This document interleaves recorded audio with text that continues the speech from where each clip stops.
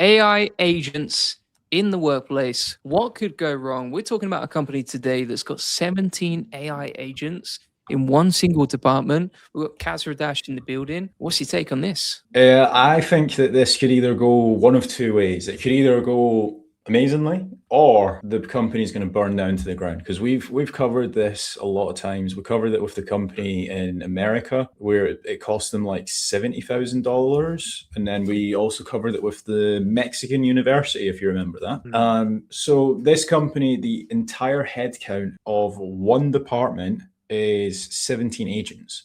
So they have basically said, right, we're going to have an entire department all managed and controlled by AI, even like their manager is AI. And they basically get like reports every week when it comes to like the managerial meeting and stuff from the manager of all of the AI agents. So it's almost like they've got a CEO of all of the AIs. This is basically how it basically looks like. This is a company in Japan, hence the Japanese writing. But basically, they've got the workforce over here. They've got the CFO and the CAXO, and they basically report to the CFO, the AI agents.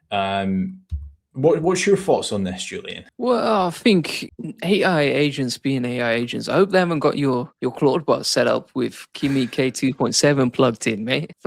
That was the first thing that came to mind. Yeah, I don't know. I mean, I suppose there is like even looking at guys like yourself, right? There are tasks within your daily that you could offboard to AI. Like for example, researching what to talk about in tomorrow's video, for example, right? I just don't know.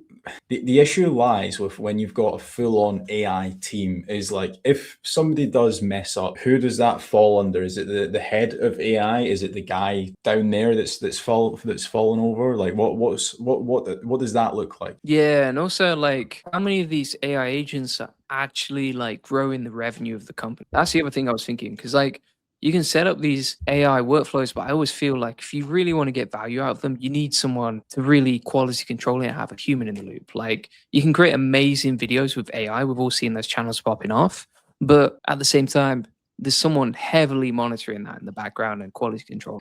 So what they've said here is that they're doing weekly surveys for each of the AI employees, and that gets sent to the AI board that debates them and rules. So, for example, if you're an AI agent working, you basically get a weekly survey of like what could be improved, what did you struggle with, what did you burn tokens on, and then that gets sent to your manager, and then the manager then debates it across the AI board. So, I suppose there is a little bit of thought process to the madness, but again, I'm still not convinced. Yeah, I do feel like this is the way the future is going to be, though. Like, for example, in the future, if you have a choice between a robot like Julian Goldie or the normal Julian Goldie, it's like you're probably going to go with the robot because it doesn't get tired, doesn't take weekends off, doesn't get sick, doesn't complain, and consistently produces the outputs. Maybe it's like super early for this company, and I can imagine so much will go wrong. But at the same time, like it's only a matter of time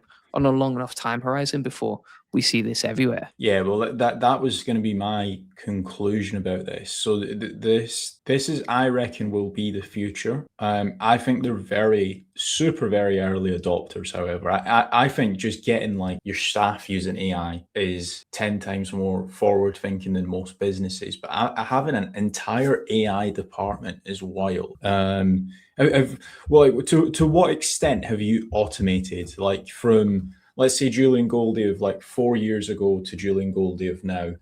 What was your head count then? What's your head count now? Yeah, I mean, like I'll give you an example of how quickly this is changing. So, like on the link building agency side, I literally like I don't jump on any meeting. I mean, I have like one meeting a week. That's it for 30 minutes. That's it. Everything else runs on its own. And like in the back end of the team, where we used to have like 50 people, we're offloading like 2 people. So 2 people a week are getting cut off. And replaced by AI. And so far, like our NPS scores and customer service scores are like higher than they've ever been. So I feel like on that side, just repetitive high volume stuff where it's clicking buttons, that's going away really, really quickly. But then, I look at something like sales and I'm like, we need humans more than ever. Like we need, there's a layer of trust there in SEO that you need to build before a client buys from you. and that's more important than ever. Like, you do need a human for that. Could you imagine doing a sales call and AI Julian Goldie just walks in like, "Hello, here to sell you some Yeah. SEO."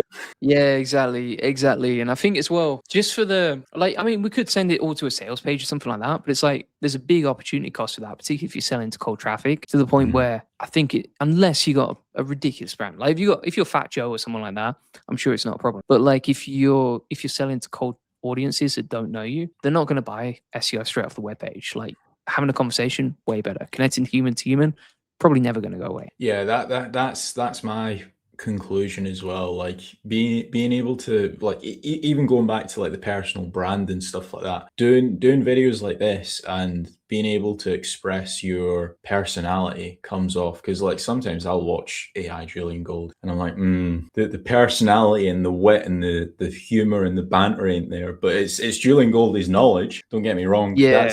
That's my conclusion to it. So imagine walking into like a department, it's just like AI robots that like don't laugh, they don't joke, they're never sick, they never go home. I mean, like, and also if you try to train an AI in humor, it's horrible. Like if you you tell an AI to tell you a joke, it's usually the same joke over and over again.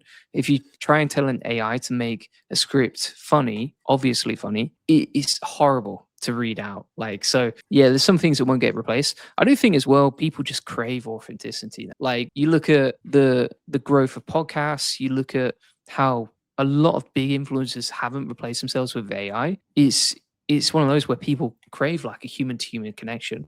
At the same time though, I look at my AI avatar videos like last year compared to now, and the ones last year are almost unwatchable compared to now. So it's always improving. Yeah, I think it's one of those things where it's just going to get better with over time. Like even for example, HeyGen and 11 Labs have done like massive updates in the last 24 months. Yeah. Like I remember the first time I used 11 Labs, you couldn't even upload your own voice. You had to just use like presets.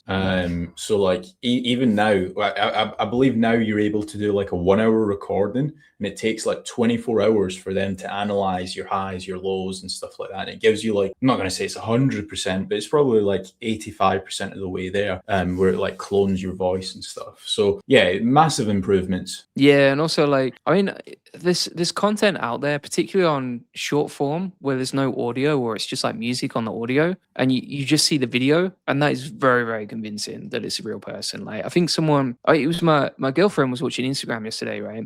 And a reel pops up. Who's that character off Netflix? You know, the one that's like from the Addams Family? I don't watch Netflix. Like, let me have a look now. Mate, I am closest thing that you're going to get to a robot. Don't watch movies, don't watch Netflix. Let's have a look. So it is Wednesday. So there was someone who created an AI account with Wednesday doing like TikTok dances, and like literally it looks so realistic. It was insane. Oh wow! I wonder which AI they used. Probably C Dance, right? Yeah, I think so. And then they just put music on the top, so it's not even like audio. Because I think quite often it's the speaking and the personality when they're speaking that lets the AI down. It's definitely the audio that lets it. Like I watched an AI like fighting video, and it was like they would throw a punch, and then you would hear the punch land like 1 point or like half a second later, and I'm like, oh. I mean, it looks realistic. The audio is just a bit crap. Yeah. The other thing that I start getting now actually though as well is like, I'll do, for example, we've got a human only channel, and when I post on there, people are like, "Oh, this is AI. Like, I wish you'd come back to the human content. You look dead in the eyes."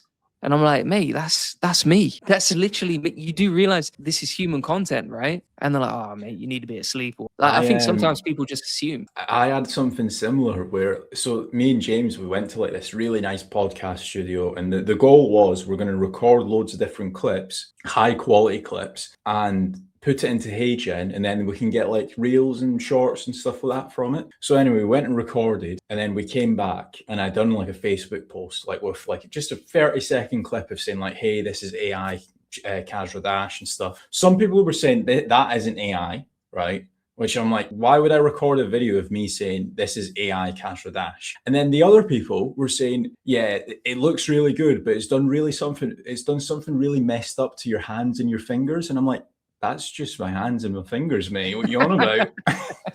Yeah, I think there's something developing in a society where we're just kind of suspicious of all the content we see, particularly if you're in that space. Yes, yeah, I agree. So that's been it. Thanks so much for watching. Link in the comments and description if you want to check out our school groups. See you on the next one.